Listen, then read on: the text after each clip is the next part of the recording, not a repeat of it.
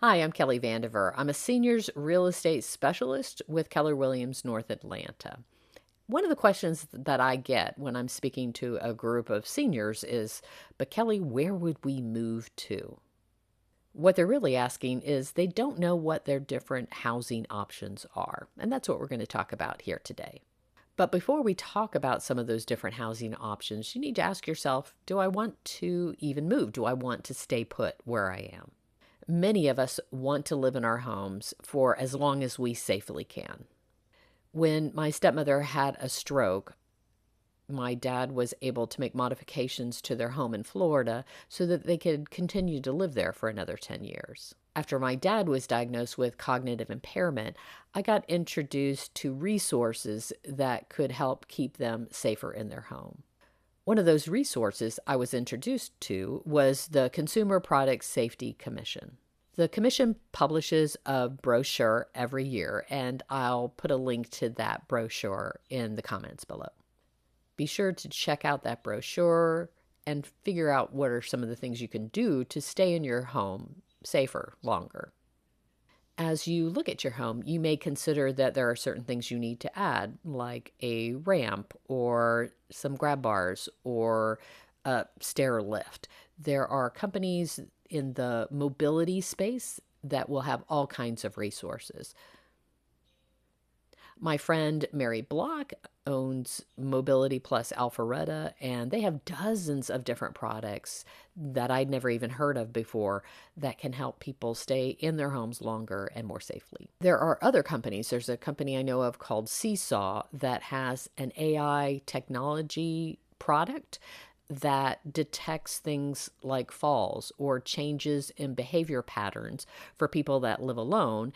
And when the AI detects a change in the pattern or a potential fall, it can alert family members, emergency services. So there's other resources out there to help you remain in your home longer.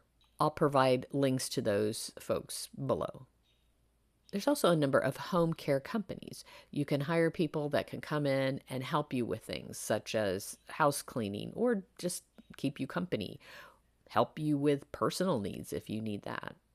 Some of these resources may be available to you if you have long-term care insurance, but others you may have to pay for out of pocket.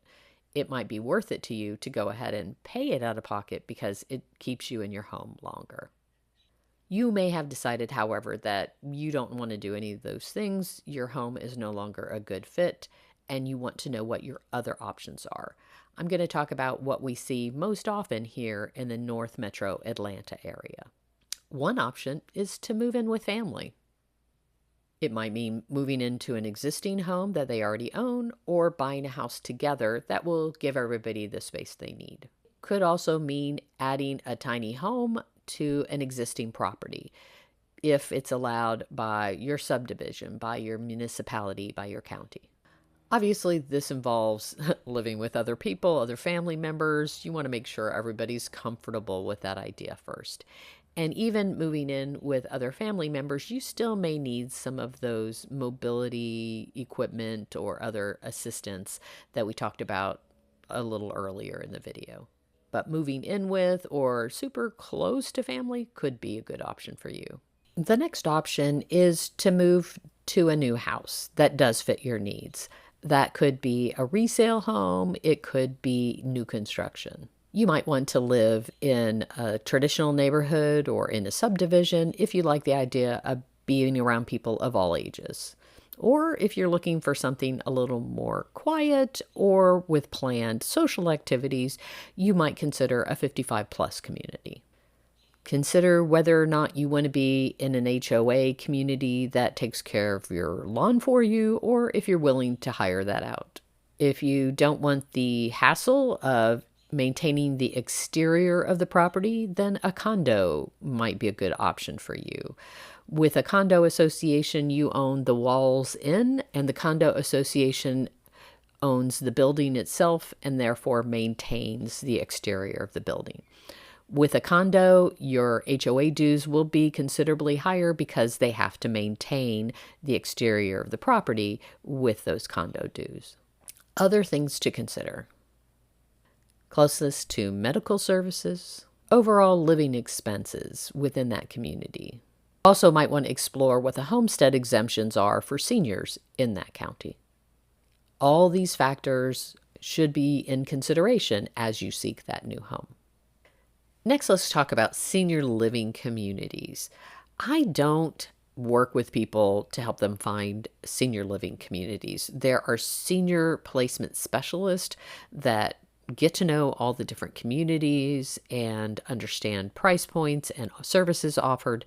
I refer my clients to a senior placement specialist when they want to move into a community, but it will be helpful to know what do we typically see in those communities here in the North Metro Atlanta area. So I'll go through those with you now. First is what's called independent living. It might be its own cottage or its own little bungalow, or it may be an apartment in a larger senior living community. There are a few communities that allow you the option to purchase that individual home, but most of them rent month to month. The big difference between independent living and the other senior community options we'll talk about is an oven, a stove. With the independent living community option, you can continue to bake and cook for yourself. You can dine in the restaurant with other members of the community. There is that option. But if you want to continue to bake and to cook for yourself, then independent living is the option for that. After independent living is assisted living. Assisted living means you can take care of a lot of things for yourself, but there may be some physical disabilities or there may be some cognitive issues, and for that reason, you may need a little more assistance than with independent living. With assisted living, you typically still have your own private space, an apartment within the community, but you will take meals in the community restaurant or the community dining room. The next layer is memory care. With memory care, there is a separate area that keeps people from wandering off, but they also have activities to keep people engaged and keep them connected. Different from a senior living community are personal care homes. It's similar situations where people need additional care, but they take a house in a neighborhood and convert that into something that provides living space for the different people that need more care. Now let's go back to the senior living communities. With the senior living communities, as I said, you may have one or all of these different types within a community. So you may have a community that's only independent, or you may have a community that's only assisted living. Many of them will have a combination of 2 or 3. So they might have assisted living plus memory care, or some of them have what we call the continuum of care, which is they have independent living, they have assisted living, and then they have memory care as well. I know of couples that have moved into a senior living community specifically because one of the couple had some cognitive issues or dementia, and the other one was the caregiver. The community gave them the opportunity and the options if the person that's a caregiver started to need some more assistance. So that's one option that you might want to consider if you're in a situation where your spouse is starting to have some physical or some cognitive issues. While I know about senior communities because of my dad and stepmother's experiences, again, as I mentioned, I refer people to senior placement specialists to help them find the community that's right for their needs and for their budget. The bottom line is consider those options and consider what's right for you, and then communicate that with your family members. My dad had a bad experience with a grandparent that lived with him when he was young, and he swore that he would never move in with his children. So he was really clear with us to communicate that when he and his wife were no longer able to stay in their home, that they wanted to live in a senior living community and they wanted to be near me and my family. Learn about your options, decide what's right for you. If you need connections to people that can help you stay in your home longer, reach out to me. I'm happy to help with that. And of course, if you need to sell your house or buy a new home, I'd be happy to apply for the job. if you're here in the North Metro Atlanta area. I'm Kelly Vandever. You can call or text me at 770 597 1108.